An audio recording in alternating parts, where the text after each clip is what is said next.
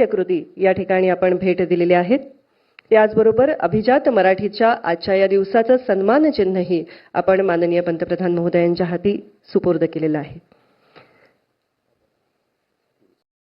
सर्व मान्यवरांना मी आसनस्थ होण्याची विनंती करते आणि ज्यांनी हा निर्णय आपल्यासाठी साकार केला आणि ज्यांचं वक्तृत्व ऐकायला आपण कायमच उत्सुक असतो, देशाचे आदरणीय पंतप्रधान नरेंद्रजी मोदी साहेब यांना विनंती करते की या प्रसंगी सभेला संबोधित करावं.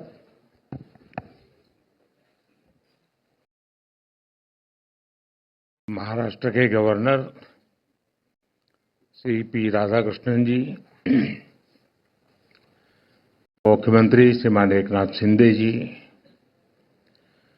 उप मुख्यमंत्री देवेंद्र फडणवीस जी, अजित पवार जी, केंद्र में मेरे सभी सहयोगी, कई पीढ़ियों पर अपनी गायकी की छाप छोड़ने वाली आशाताई जी, जाने माने अभिनेता भाई सचिन जी, नामदेव कांबले जी, सदानंद मौर्य जी, महाराष्ट्र सरकार के मंत्री भाई दीपक जी, मंगल प्रभात लोढ़ा जी, बीजेपी मुंबई के अध्यक्ष भाई आशीष जी, अन्य महानुभाव भाई और बहनों, अगदी सुरुवातीलाच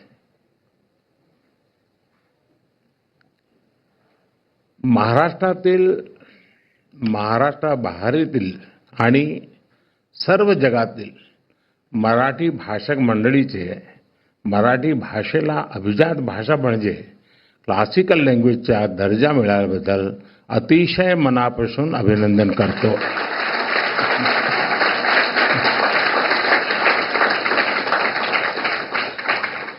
केंद्र सरकार द्वारा मराठी भाषा को अभिजात भाषा का दर्जा दिया गया है. आज मराठी भाषा के इतिहास का स्वर्णिम अवसर है और मौर्य जी ने बहुत बढ़िया तरीके से इसको समेकअप किया.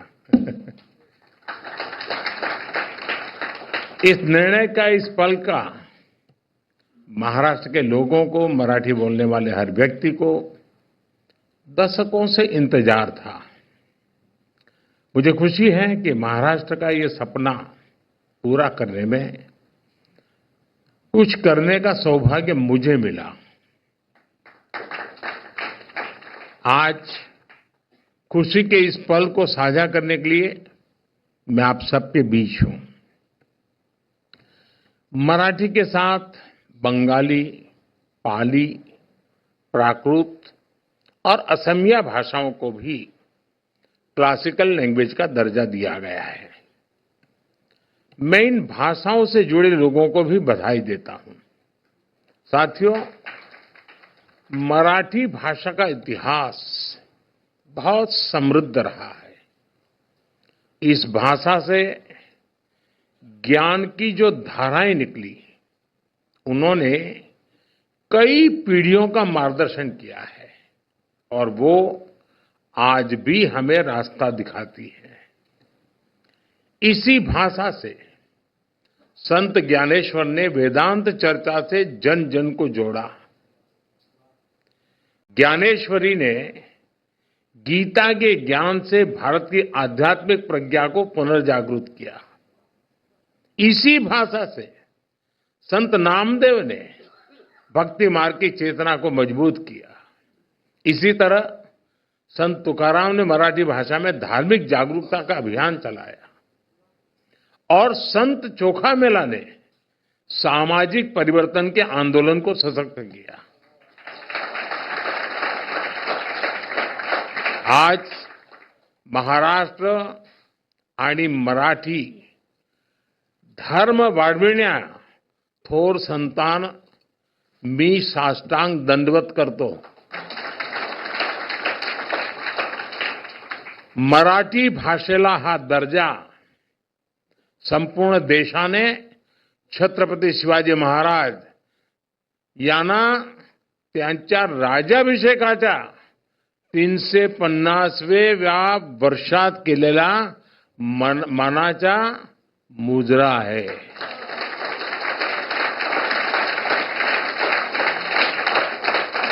साथियों, भारत के स्वतंत्रता संग्राम का इतिहास मराठी भाषा के योगदान से समृद्ध होता है. महाराष्ट्र के कई क्रांतिकारी नेताओं और विचारकों ने लोगों को जागरूक और एकजुट करने के लिए मराठी भाषा को माध्यम बनाया. लोकमान्य तिलक ने मराठी समाचार पत्र केसरी के द्वारा विदेशी सत्ता की जड़ें हिला दी थी. मराठी में दिए गए अनेक भाषणों ने जन जन में स्वराज पाने की ललक जगा दी थी. मराठी भाषा ने न्याय और समानता की लड़ाई को आगे बढ़ाने में अहम योगदान दिया.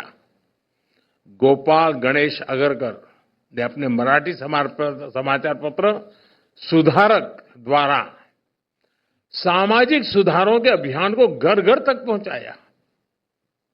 स्वतंत्रता संग्राम को दिशा देने में गोपाल कृष्ण गोखले जी ने भी मराठी भाषा को माध्यम बनाया. साथियों, मराठी साहित्य भारत की वो अनमोल विरासत है जिसमें हमारी सभ्यता के विकास और सांस्कृतिक उत्कर्ष की गाथाएं सुरक्षित है. महाराष्ट्र में मराठी साहित्य के द्वारा ही स्वराज, स्वदेशी, स्वभाषा और स्व संस्कृति की चेतना का विस्तार हुआ. स्वतंत्रता आंदोलन के दौरान शुरू हुए गणेश उत्सव और शिव जयंती के कार्यक्रम वीर सावरकर जैसे क्रांतिकारियों के विचार, बाबा साहब आंबेडकर का सामाजिक समता आंदोलन, महर्षि कर्वे का महिला सशक्तिकरण अभियान, महाराष्ट्र का औद्योगिकरण, कृषि सुधार के प्रयास, इन सब की प्राण शक्ति मराठी भाषा थी.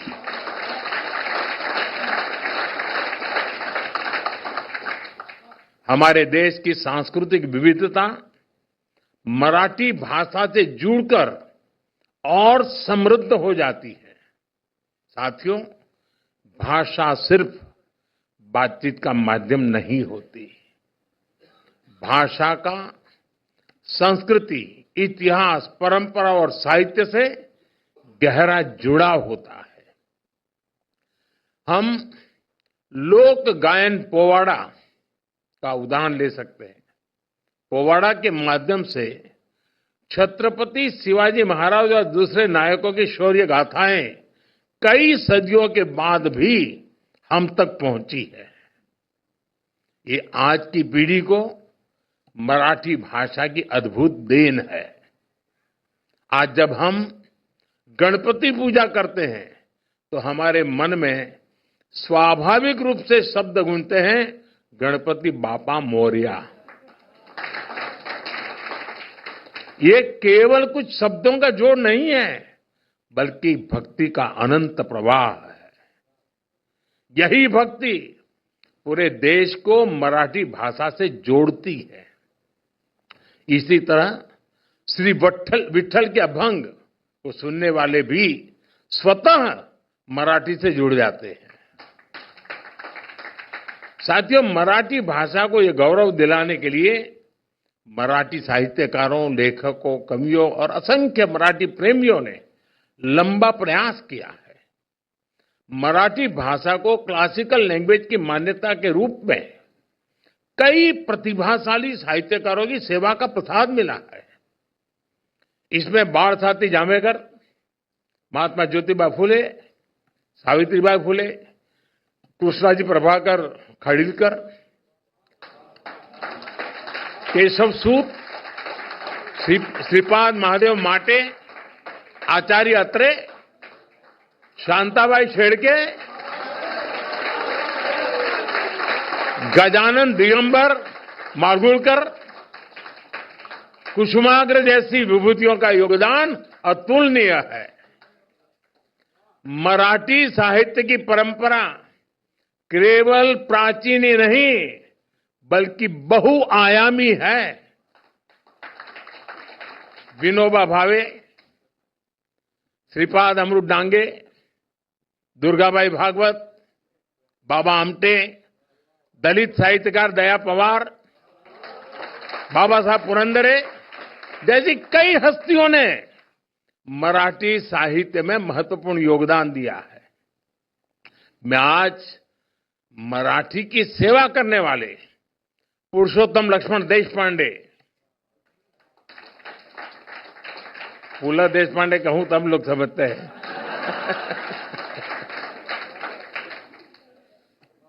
डॉक्टर अरुणा ढेरे, डॉक्टर सदानंद मोरे,